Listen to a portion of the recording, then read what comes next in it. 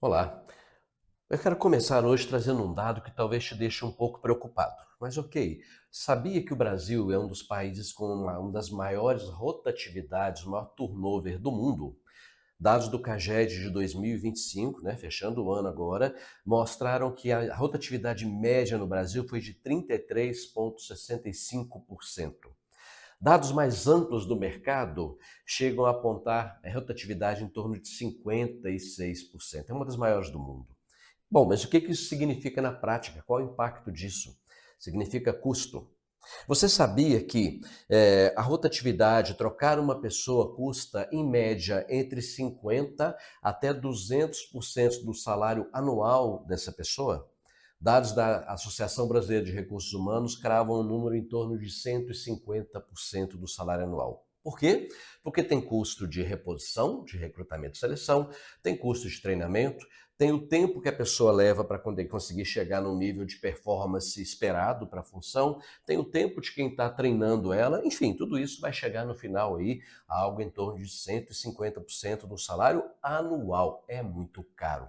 Bom, mas o que é que nós podemos fazer para poder tentar diminuir, para tentar trabalhar essa rotatividade? No nosso vídeo de hoje nós vamos falar sobre trilhas de carreira.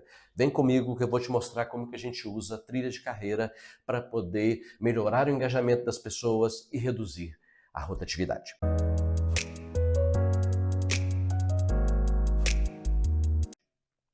Bom, mas o que são trilhas de carreiras?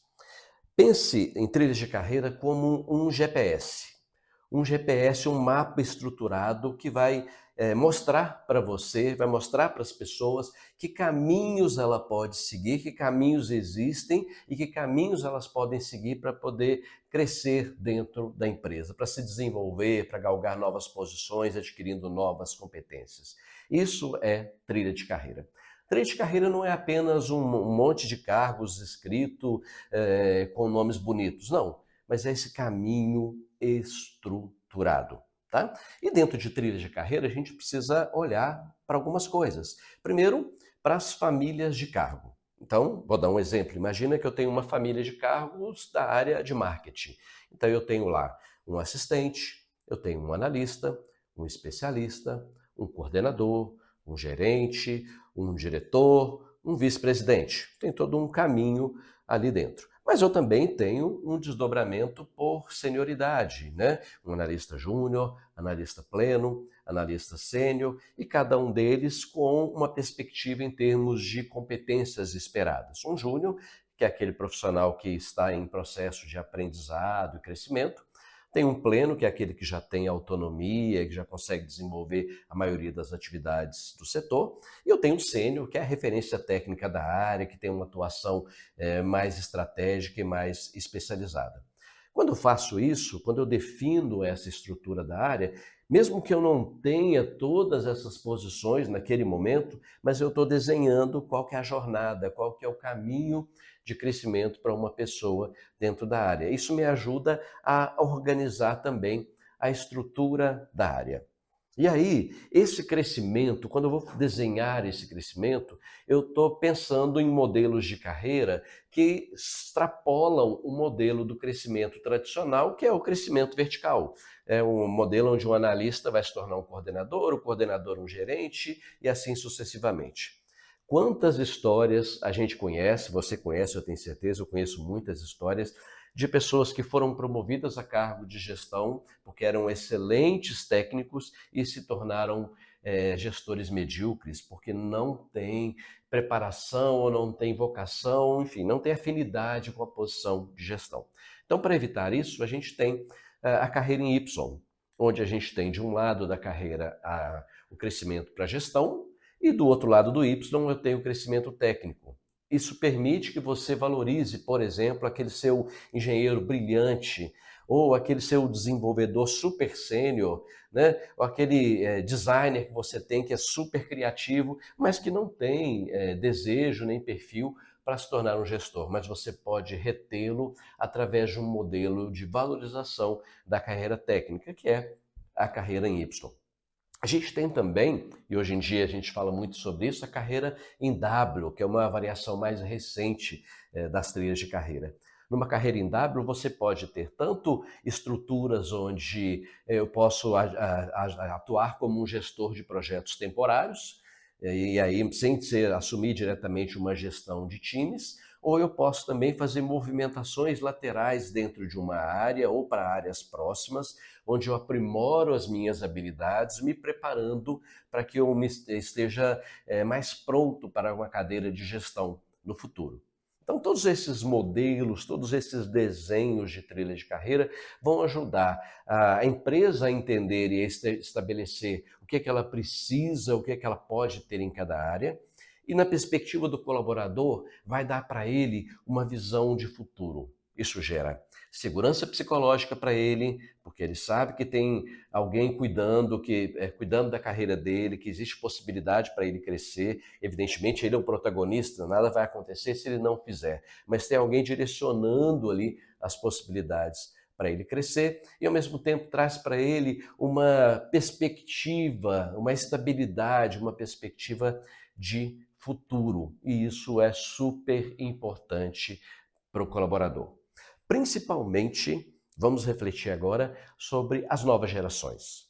Muito se fala sobre a infidelidade das gerações do Millennium, da geração Z, mas na verdade não é bem assim. Dados recentes mostram que, considerando a perspectiva de idade, a rotatividade média não é tão diferente, o tempo de permanência, melhor dizendo, no trabalho, no emprego, não é tão diferente das gerações anteriores.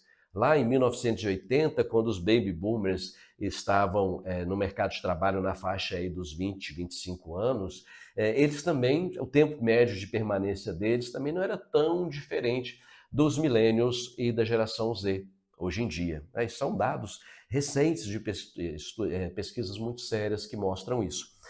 Pois bem, o que mudou? O que mudou é que essas novas gerações elas têm expectativas diferentes. Elas querem encontrar propósito no trabalho e elas querem se desenvolver. Elas não querem correr o risco de ficar estagnadas. E aí, como elas não enxergam possibilidade de se desenvolver onde estão, elas mudam, elas querem mudar. E aí você acaba perdendo pessoas que poderiam ser grandes talentos na sua empresa e vão embora muitas vezes depois de já terem uma jornada inicial de aprendizado, todo um investimento que foi feito nelas, elas acabam indo embora. Então, para evitar isso, criar trilhas de carreiras faz todo sentido para que esse jovem que chega na sua empresa, não que ele imagine que vai ficar a vida toda, vai fazer toda a carreira numa empresa, não necessariamente, mas que ele saiba que ele tem um caminho para se desenvolver. Esse caminho é claro, transparente, né? Para ele consegue enxergar o que ele precisa fazer caso ele queira se desenvolver ali mesmo e tenha todo o apoio e incentivo para que se desenvolva. Ok, tudo bem, muito bonito o que a gente está falando, mas você vai me dizer assim, poxa, legal, né? A gente desenhar os cargos, definir os cargos e as trilhas, mas com tanta volatilidade que a gente tem hoje, quem garante que eu vou gastar um esforço agora para desenhar a trilha e daqui a um ano já mudou tudo? Os cargos já não são os mesmos, tem tanta coisa mudando, tem inteligência artificial impactando o mundo do trabalho. Aliás, a gente vive num mundo, né, aqueles conceitos do mundo VUCA, ou do mundo Bunny, você já deve ter ouvido falar, né? É um mundo que é extremamente volátil, incerto, ambíguo, né? Incompreensível, enfim, todas essas características que a gente sabe que existem hoje. Bom, diante desse contexto, as trilhas de carreira elas se tornam igualmente ou até mais importantes. Só que a gente não precisa olhar para uma trilha de carreira com foco no cargo, mas a gente foca nas competências, nas habilidades que as pessoas precisam desenvolver. Porque pode ser que daqui a um ano ou daqui a 2 anos os cargos não sejam os mesmos, mas as habilidades necessárias não vão mudar com tanta rapidez e mesmo que mudem, você pode ir atualizando as suas trilhas para que as pessoas saibam quais são as novas habilidades que elas precisam desenvolver. Então, o foco principal dessa trilha não é necessariamente a estrutura de cargos. Os cargos podem mudar, os nomes podem mudar, mas sim quais são as competências necessárias para o crescimento.